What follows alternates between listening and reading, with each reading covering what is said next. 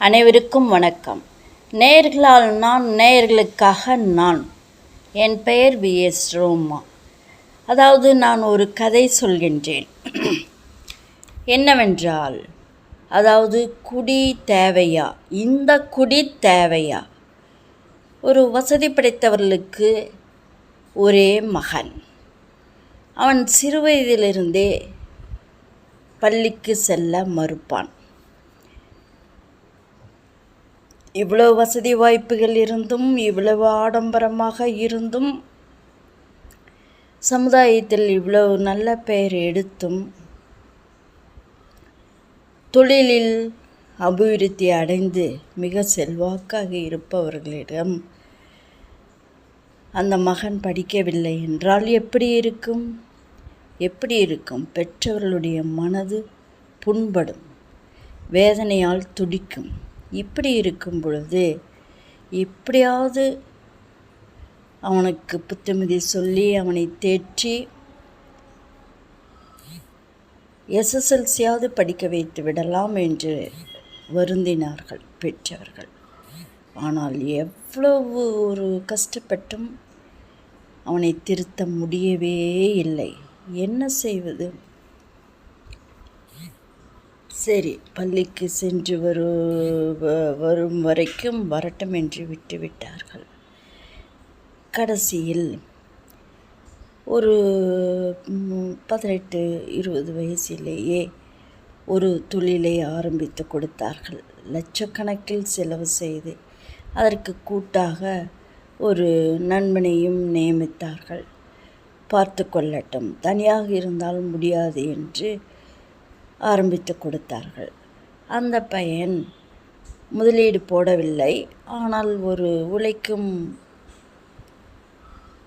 பார்ட்னராக இருந்தார். குடித்துவிட்டு தொழிலை கவனிக்காமல் அதிலும் நஷ்டம். சரி, ஒரு 6 மாதம் சும்மா சுற்றி கொண்டு குடித்து கொண்டு இருந்தான். அந்த 6 மாதத்திலேயே அநேக நண்பர்களை சேர்த்து கொண்டான். காரணம், தான் அதிகமாக பணத்தை எடுத்துக்கொண்டு குடிக்கு இலவசமாக குடியை கொடுத்து, அதற்கு சைட் டிஷ் இலவசமாக வாங்கி கொடுத்து, குடிக்கும் கூட்டாளிகளை கூடவே சேர்த்து கொண்டான். இரவில் நடுநிசையில் வருவதும், வெளியில் பிரச்சனைகளை உருவாக்குவதும், பெண்களை கண்டால் கொஞ்சம் இறங்கி போவதும், இப்படியாக அந்த 6 மாதத்தில் வளர்ந்து விட்டது. சரி என்று வேறு தொழிலை ஒரு இடத்தில் அமைத்து கொடுத்தார்கள். அந்த தொழிலிலும் நஷ்டம் ஏற்படுத்தி விட்டான்.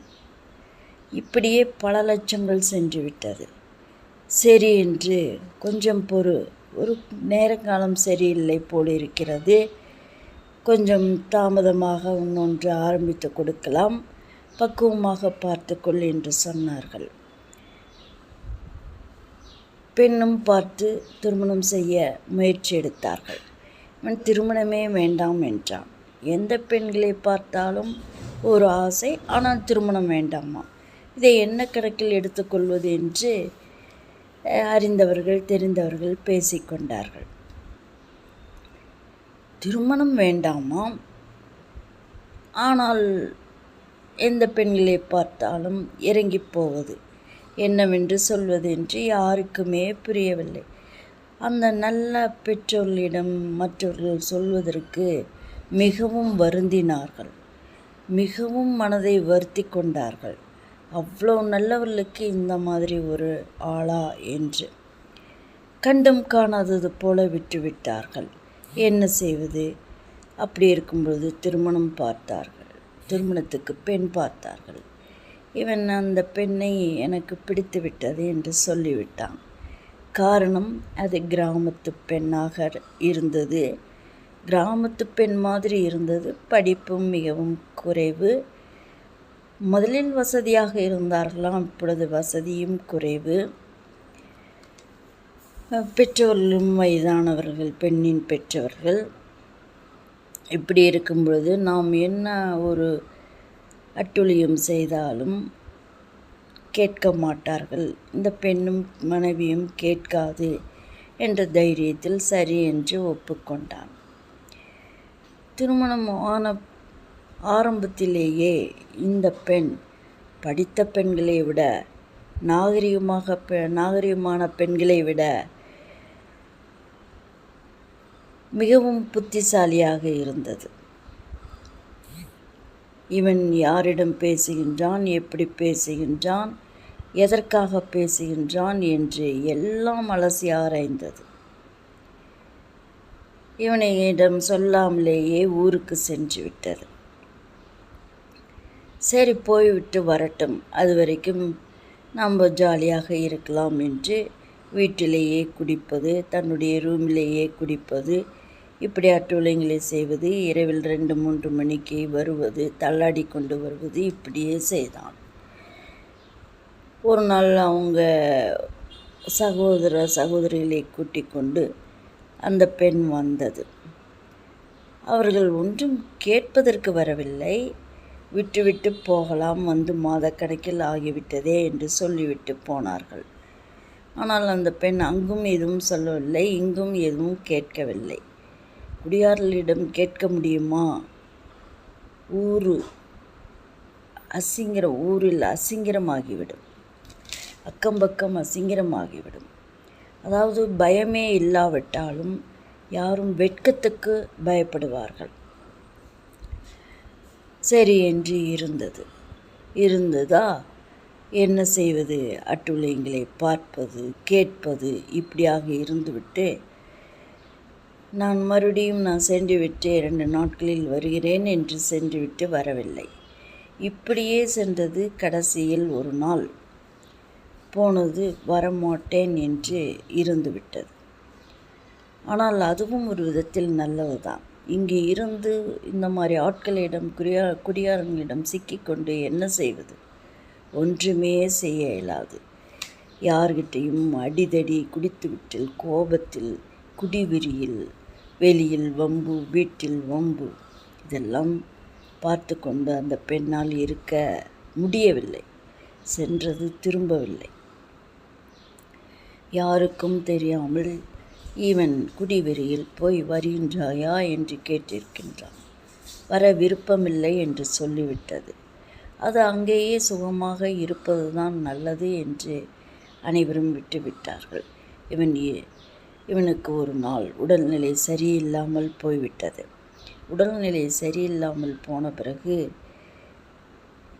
கொஞ்சம் குடும்பத்துக்கு ஏற்றபடி ஆகிவிட்டான். ஆனால் வயது ஏகபோகமாக ஆகிவிட்டது. அந்த பெண்ணுக்கும் வயது ஏறி இருக்கும் அல்லவா? பல வருடங்களாக, 30 வருடங்களாக பிரிந்து மறுபடியும் என்ன செய்வது? யாருக்கு யார் பணிவிடை செய்வது? அதற்கு பணிவிடை செய்யவா? இல்லை இந்த உடல்நிலை செய்யாத இவனுக்கு அந்த பெண் பணிவிடை செய்வதா?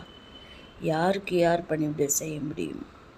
தொழிலும் இல்லை, ஒன்றும் இல்லை. மிகவும் வருந்தி கொண்டு ஏமாந்து விட்டோமே என்று துன்பப்பட்டு கொண்டு இருந்தான்.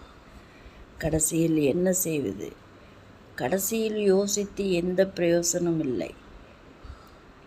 வயது மிகவும் அதிகமாகிவிட்டது. வயதான காலத்தில் என்னதான் செய்ய முடியும்? சிந்தித்து பார்த்து செயல்படுவது கொஞ்சம் இளம் வயதிலேயே செய்திருக்கலாம். வயதான பிறகு செய்துவிட்ட ஒரு பிரயோசனம் இல்லை. உடல் தளர்ந்து விட்டது. என்ன செய்ய முடியும்? ஒன்று செய்ய முடியாது. அதாவது மனிதனாகப்பட்டவன் ஒழுக்கத்தோடு இருந்தால் எல்லாமே நன்றாக இருக்கும். ஒழுக்கம் தவறினால் எல்லாம் சீர்குலைந்துவிடும். தனக்கும் கேடு, மற்றவர்களுக்கும் கேடு. தானும் மகிழ்ச்சியை இழந்து மற்றவர்களினுடைய மகிழ்ச்சியும் இழக்க வைத்து இப்படி வாழ்வது வீண்தானே? காலம் விரயம்தானே? காலத்தை நாம் விரயம் செய்யக்கூடாது. இனி யோசித்து எந்த பிரயோசனமும் இல்லை. அதாவது யோசனை என்பது கொஞ்சம் பல வருடங்களுக்கு முன்பாகவே முன்னோக்கி சென்றிருக்க வேண்டும். பின்னோக்கி சென்று விட்டான். இனி ஓய்வாக இருந்து கொண்டு காலத்தை ஓட்டுவதுதான் நியாயம். மற்றவர்களுக்கு விழிப்புணர்வாக இருக்க புத்திமை சொல்ல வேண்டும். நன்றி.